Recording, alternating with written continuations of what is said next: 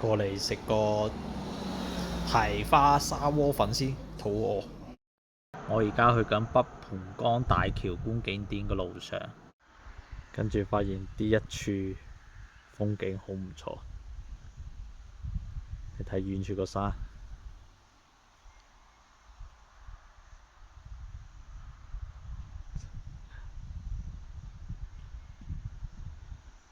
啲變得好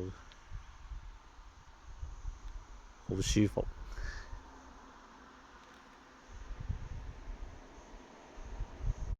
霎時間開始落雨添，停車落嚟換個雨衣再走。點解係個防火通道嘅？上去睇下先。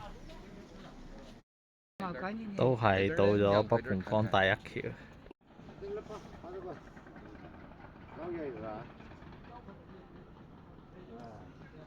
呢個橋係咁嘅打卡點。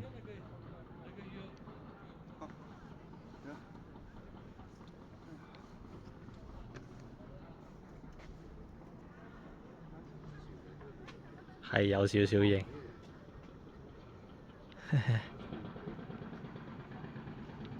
好咧，繼續行。呢個樓梯望起身唔錯，行下睇下先。佢哋個樓梯唔係連住嘅，係 G 字形、J 字形咁樣行。佢呢度啲階級年久失修、破破爛爛㗎啦已經。不過過嚟行一下都唔錯。佢呢度啲樹都好高大㗎啦，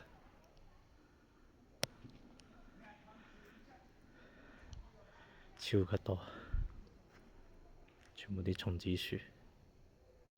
又見到一個光暈，哇，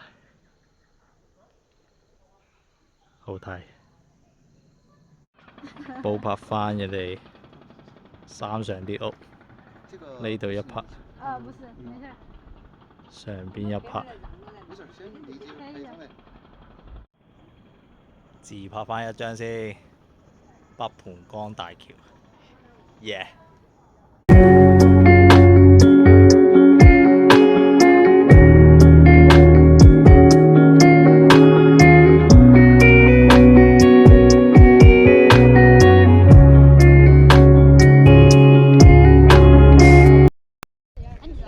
今日又過嚟呢個木房村睇日落，不過今日冇日落啦。